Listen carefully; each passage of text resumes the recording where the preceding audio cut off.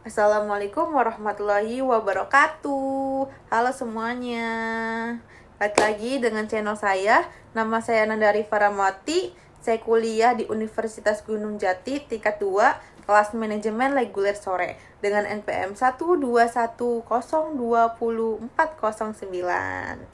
Ya, di sini saya akan membahas pembelajaran terakhir TM15 yang bertema implementasi kinerja dalam manajemen SDM. Nah, tujuannya itu untuk membantu mengembangkan kinerja dan kemampuan para pegawai suatu organisasi atau perusahaan. Nah, sasarannya itu untuk para mahasiswa Universitas Gunung Jati dan teman-teman semua nih yang sedang mencari informasi mengenai implementasi kinerja dalam manajemen SDM. Selamat malam semuanya.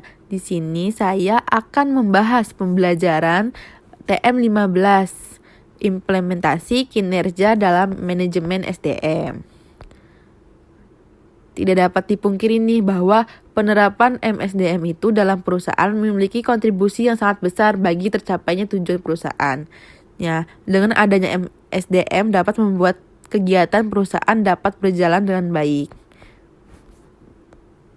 Kinerja atau performance adalah tingkat prestasi atau hasil nyata seseorang yang dihitung secara periodik, baik kualitas maupun kuantitas berdasarkan sasaran standar dan kriteria yang telah ditetapkan sebelumnya sebagai hasil kewenangan dan tanggung jawab sebuah pekerjaan dalam suatu perusahaan atau organisasi. Jadi intinya kinerja itu hasil fungsi pekerjaan atau kegiatan seseorang nih yang dipengaruhi oleh beberapa faktor untuk mencapai tujuan organisasi dalam periode waktu tertentu. Kinerja memiliki tingkatan. Terdapat 3 tingkatan kinerja. Yang pertama ada kinerja organisasi. Jadi pencapaian hasil pada tingkat atau analisis organisasi. Ya, kinerja pada tingkat organisasi ini terkait tujuan organisasi, rancangan organisasi, dan manajemen organisasi. Yang kedua ada kinerja proses. Jadi kinerja pada proses tahapan dalam menghasilkan produk atau pelayanan ini dipengaruhi tujuan proses, rancangan proses, dan manajemen proses. Dan terakhir ada kinerja individu atau pekerjaan. Pencapaian atau efektivitas pada tingkat pegawai atau pekerjaan ini dipengaruhi tujuan pekerjaan, rancangan pekerjaan, dan manajemen pekerjaan serta karakteristik individu. Terdapat fungsi pekerjaan atau kegiatan yang terkait mengenai kinerja perusahaan. Yang pertama ada strategi organisasi. Strategi organisasi itu berperan untuk mengidentifikasi berbagai pendekatan umum yang dipakai organisasi atau perusahaan untuk mencapai suatu tujuan. Ya, strategi organisasi sendiri adalah pola atau rencana yang mengintegrasikan tujuan utama atau kebijakan suatu organisasi dengan rangkaian tindakan dalam sebuah pernyataan yang saling mengikat, yang berkaitan dengan prinsip-prinsip umum untuk mencapai misi organisasi menurut Wibisono dalam Lynch 2006. Yang kedua, ada pemasaran. Pemasaran itu adalah aktivitas dalam menyampaikan barang atau jasa kepada para konsumen, di mana kegiatan tersebut dapat memenuhi kebutuhan dan kepuasan para konsumen. Fungsi pemasaran sendiri adalah tentunya meningkatkan penjualan yang pada akhirnya meningkatkan laba. Semakin banyak aktivitas pemasaran, maka semakin besar peluang produk atau jasa yang terjual. Terdapat fungsi operasional. Operasional sendiri adalah proses perencanaan, pengorganisasian, pengarahan, dan pengendalian sumber daya baik manusia maupun alat-alat untuk mencapai tujuan organisasi secara efektif dan efisien.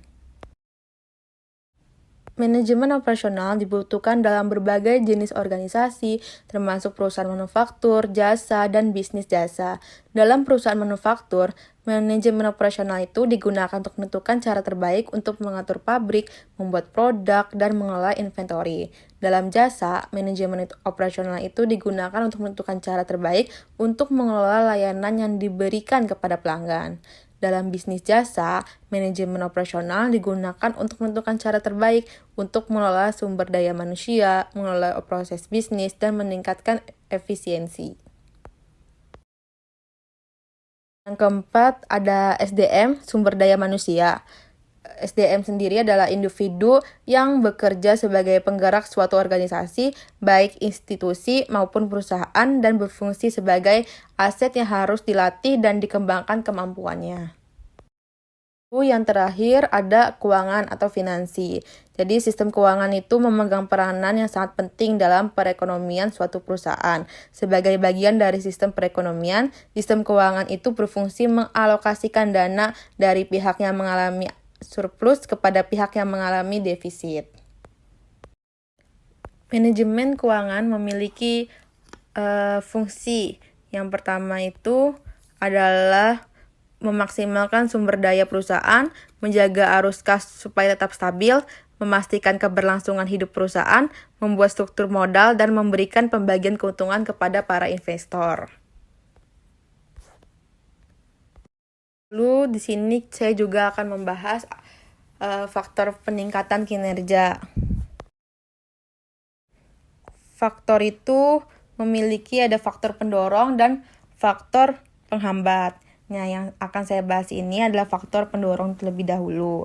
Yang pertama ada audit modal intelektual yang bertujuan memonitor dan mengatur modal intelektual perusahaan. Yang kedua ada audit modal intelektual yang memerlukan sistem yang terdiri atas ahli strategi organisasi, keuangan, SDM, serta analisis pengetahuan, properti intelektual, dan pemasaran. Jika ada faktor pendorong, pasti ada juga faktor-faktor penghambatnya. Di sini terdapat faktor penghambatnya. Yang pertama, masalah yang melekat dalam sistem pengukuran manajemen pengetahuan itu sendiri.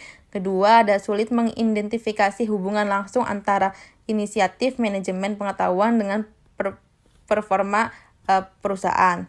Serta yang terakhir, ada manajemen biasanya meminta indikator kasat mata seperti dampak terhadap performansi keuangan dan operasional lainnya.